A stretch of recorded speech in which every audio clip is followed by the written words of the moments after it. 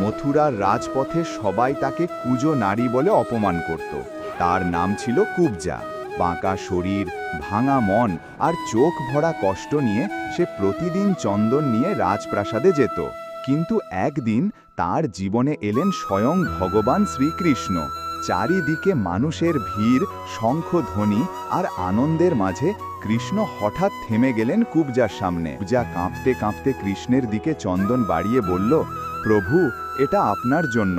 সেই মুহূর্তে কৃষ্ণ মৃদু হেসে এক হাতে তার চিবুক আর অন্য হাতে তার পা স্পর্শ করলেন। আর তারপর ঘটে গেল এক অলৌকিক লীলা।